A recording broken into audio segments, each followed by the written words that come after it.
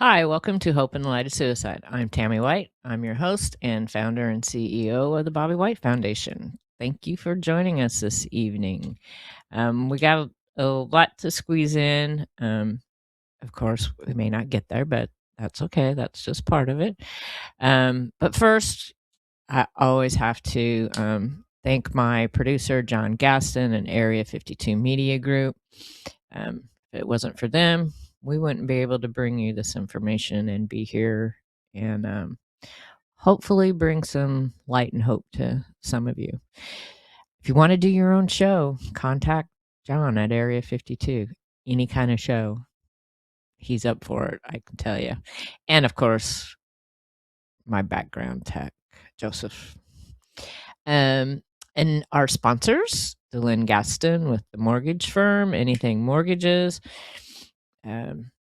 It's crazy out there from what I'm understanding or from what I'm seeing. I know I couldn't do it, no, but she's the best there is. So, one of the high stressful things in our lives on the list of stress is buying a home, particularly your first home. So if you want somebody to help you out with that, she knows all the ins and outs, give Dylan a call. And then Tammy White Galleries and Custom Framing. Anything custom framing and art. So we're like a month out from Art for Hope. I can't believe it again. It's crazy. This year seems, I don't know, good, crazy in a good way, but just kind of weird. But our 9th annual Art for Hope is August 10th, International Suicide Prevention Day. And that's one of our pieces that, or September 10th. What did I say? I said something wrong. It is September 10th. August 10th. Oh, God, that would be awful. That's only a few days away. No, September 10th, which is International Suicide Prevention Day. So it's going to be a crazy day. This artist that is shown on that flyer, Alessandro Grappi, he is so great. We have several pieces of a collection of his. And if you want to see like more of his work, a collection, we have it hanging down at the Hilton Garden Inn. There's a couple of pieces out in the lobby bar area, and then there's a couple conference rooms that has 2 large pieces of his. So if you're in the area and you want to see more of his work, and of course we have some here at the gallery. He was actually he was a high school. I think he was a high school history teacher. Taught at Ridgewood High School. He actually was my nephew Michael's teacher, and phenomenal artist. And he's not painting anymore. He had 2 art loves. One was music and one was painting. And actually, I think he's doing more of the music part right now. I haven't been in touch with him in a year or 2 because he moved from Newport Richey to St. Augustine a couple of years ago. But he actually donated this collection of artwork to the foundation to help us raise funds. I've been representing him in the gallery for, oh goodness, I pulled out his bio since 2000. Yeah, since the year 2000. So 26 years. So super. And the artwork there, he was doing also at the time teaching art classes to children. And so with all these pieces from the series that we have, they're what does he call it? Final Frontiers Color Poems, and color poems, whatever the number is. And then the main title of each piece was named by a student of his. He didn't do the whole title. His students titled all the pieces. So we have some very large pieces, and we also have some small ones. I think we have 8 by 10 pieces that will be available also at Art for Hope. So they're really unique, one of a kind originals. So they're that's a preview. And if you're interested, again, like I say, these previews are for you to see what's going to be available at Art for Hope, partially. And but if you don't want to wait for Art for Hope, or you're not in the area, um, you can contact me at the foundation or at the gallery, and you can purchase these pieces, prior to ahead of time, and 100% of the money, the proceeds, go to the Bobby White Foundation to support our programs, including the show, and our programs for people here locally. Even though our Purple Folder program, that's a folder full of information that we give out to people soon after a suicide loss. We've sent those all across the country. I can tailor them to tailor some of the information to your particular area with resources. So it's not particularly just for Pasco, or Tampa Bay area, but mostly, but not totally. So, yeah, it's been kind of a crazy week. We're in, and it's just something that I do and believe in. This is a really weird, not weird, but kind of this year it is, astrological time period. We're in what they call the Lionsgate portal, which Lionsgate is 8/8, August 8th. But this year it's 8/8/8 because it's August 8th, August the 8th month, the 8th day, and the year 2026, if you add up the numbers, equal 8. So it's a extraordinary Lionsgate portal this year, and it really heightens attention and awareness of a lot of things. Letting go of some things that don't serve you anymore. I've been really trying hard at that. And a bunch of other things. You can look it up, Google it, because it's way too much information for me to try and dissect here. But I've been doing stuff around here, which I always try and do. But, when you go through a loss like we go through here, with losing someone to suicide, it just takes such a toll. And trying to go through this journey is kind of crazy. And especially, I was talking to a friend of mine just the other night, who lost her husband. I've mentioned her before, Joanne. Her husband Jim worked with Bobby. They were land surveyors together. And it's just been over a year since Jim has passed away. But we were talking about how all this stuff we have to do, and we have to do it by ourselves now, and making these decisions and doing this and doing that. And in some ways it's okay. It's good because, hey, it's only one person, and you don't have to get the okay or say, hey, what do you think? And then they dislike it and you don't know what to do. Had a few of those conversations with Bobby. But all in all, having to do it on your own after, having decades having a partner, it's hard. And it's and I still have to acknowledge that I still struggle with the depression part of it a lot. Sometimes it'll take me, I'll start a project and it'll take me, I'll start and I stop. And I get back on it 2 or 3 years later. And so one of the project, and it's kind of come up kind of fast in a way, but then not.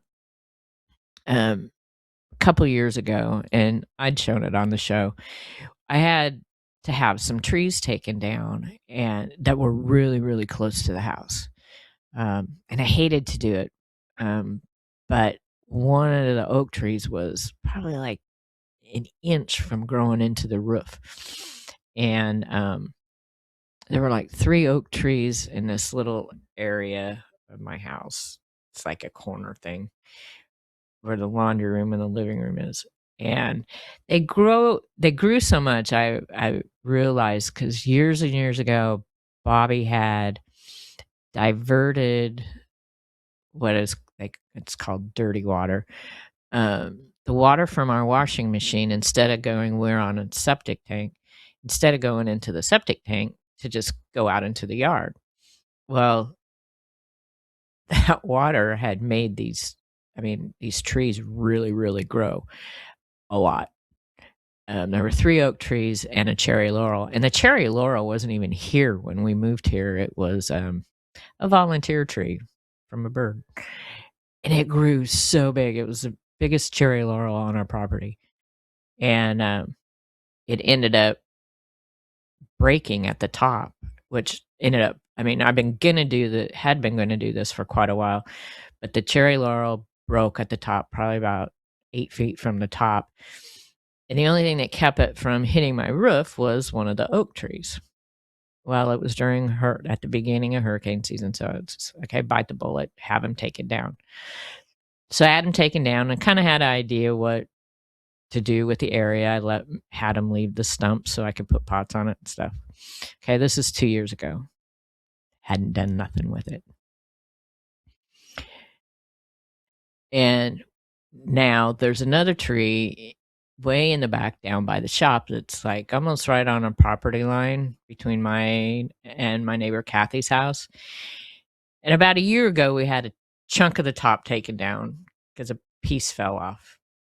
And now we need to have the tree taken down because it's either going to fall on her shop and take that out, fall on my shop and take my shop out, or fall on both of ours and take them both out. It's not going to fall the other way towards the lake. So today, because we're taping this on Tuesday, the tree guys are going to come and tackle that area back there. Well, in the meantime, I was like, you really need to get this other area done because I'm still painting the house, and I can't paint this area of the house until I get this area cleaned up. So the first picture I'm going to show you is part of the area. I cleaned about half of it. That's where those big trees were. And that's a house back in there, really. And it's all like ferns and vines, and it's a mess. But I have to get all that out of there because, as you can see, there's even stuff growing on the house. But I have to get all that cleaned out so that I can finish painting that section of the house. And of course, when they did this tree work 2 years ago, they ran over my sprinkler heads. So I had to repair 3 sprinkler heads. 1, 2, 3. Actually, no, yeah, 3 sprinkler heads on one line. So this is what I had been working on. So that's the before, and then the next picture is going to be a section after. See how nice that looks? There's a volunteer tree there that I'm keeping. And actually, what I ended up having to do, and I've been collecting these, and it's going to clean out another area of the yard, is cardboard, because there is so much stuff. I can't pull it all out. So I put layers of cardboard and layers of mulch and straw. You see some straw in there because I had gotten a bale of hay for my chickens, and I didn't put it in the chicken coop right away. And something happened. I've never seen this. It got wet because we've been getting a lot of rain down here. It started growing mushrooms. So I looked up the mushrooms that it was. It's something like black ink mushrooms or something. I think that's what it was called. Not good for chickens. Could be ink cap. That's what Joseph said. Something like that. Black ink cap. Something like that. They're really kind of fragile looking, but this whole bale of hay was full of it. So I looked it up,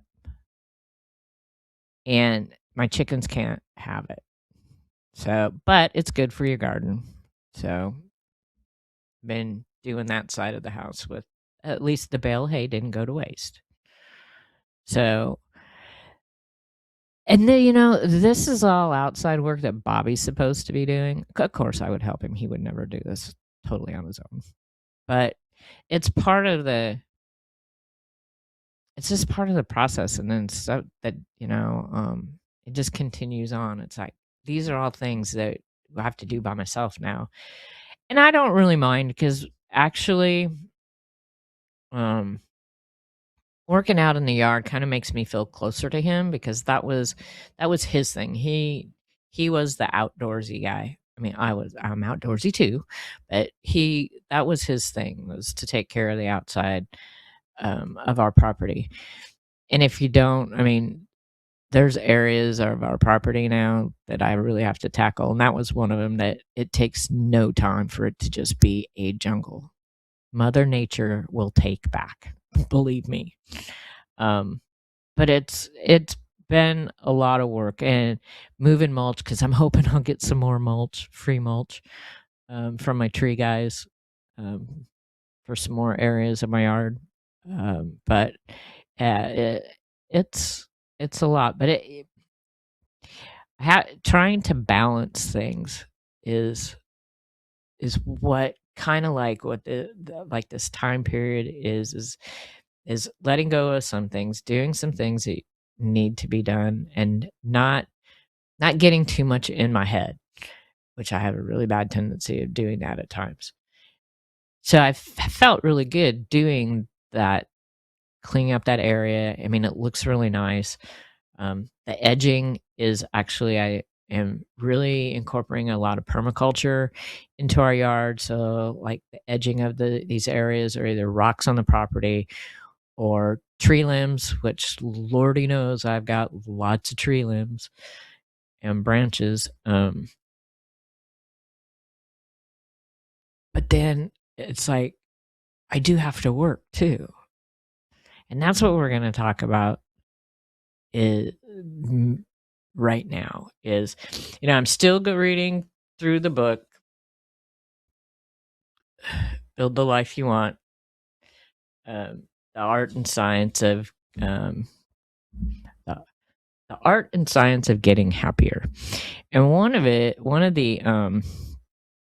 chapters in there is about work. And this is something that I have struggled with ever since losing Bobby. Um,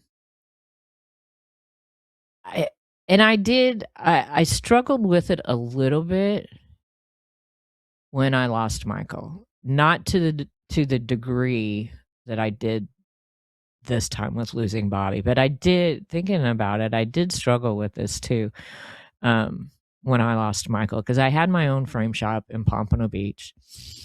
Creative Frame Studio was the name of my first framing business, and it was difficult for me to work, then. Really, it was probably just as bad, just in a different way. But I don't, this one is more recent, so it stands out. And I made it, and I made it through that time period too. Um, because look, I have had this framing business, oh goodness sakes, for over 32 years. But it's been a struggle, and we spend a third of our lives working, and so it's a big part of our life, and my eyes, yeah. Um, how I don't know how am I going to put it? I don't. For me, when I went through the trauma of losing Bobby, I lost so much of myself. I lost my confidence. I lost interest. I mean, I loved my job. I love framing pictures, framing artwork, framing memorabilia, people's memories, family heirlooms. I loved that part of my job. I loved the creativity of it. I loved the look on people's eyes when they would come to pick something up, or the tears. I mean, happy tears, mind you. Um, I loved it, and I'm really, really, really super good at it. But when I lost Bobby, I I lost all of that. Just boom. Um, I was actually framing a piece to deliver to a guy the morning that Bobby took his life. I actually delivered it to him the afternoon that Bobby took his life, after all the first responders left. My family was still here. Um, but it afterwards, the aftermath of that was very, very difficult for me. It's gotten better. I can't say it's 100% better, because it's not. But it has gotten better.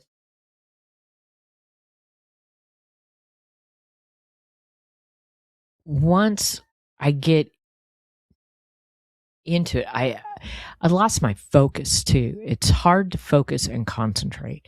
Um, that's getting better. I mean, all of it is getting a little better, because I mean, I had nowhere to go but up at the time, because uh, it it was rock bottom for me.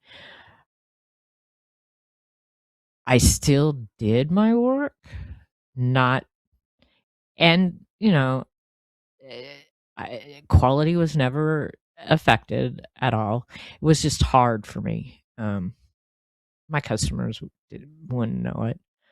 Um, I would. I did. Um, it has gotten better, and I started noticing, I don't know, a year or two ago, maybe, not anymore, sooner than that. That once I get into the flow of things, it's great and it feels great. And again, I love what I do for my customers. I do have framed and preserved some amazing pieces, for people, wedding dresses. Recently, a Marine officer's jacket, that belonged to this young man's grandfather. Um, just, I mean, a lot, and I love it and I enjoy it, but it was so, and it is still difficult, and I think it's still the depression. The anxiety has eased up a lot. It's still there, but not nearly as bad as what it was. But the depression is still there. And if once I get over that hurdle, and focus, trying to focus, it's really, really hard. Um, so in this book, as far as trying to make your life happier, and even Arthur Brooks says it in this chapter, it's not your job that is going to make you happier, or the type of job that's going to make you happier. That's on the outside. What's going to make you happier is the intrinsic value of you and your job. That's coming from the inside. So no matter what your job is, whether it's a good job or a bad job, and that's all relative to whatever your job is, it has to come from the inside. Um, Mine is both, but it's the intrinsic value. I I love preserving stuff for people. I love seeing their faces and how happy they are. Um, am I ever going to get rich doing it? No. I remember having these conversations years ago with customers and thinking, "Oh, you do this. Oh, you must make so much money."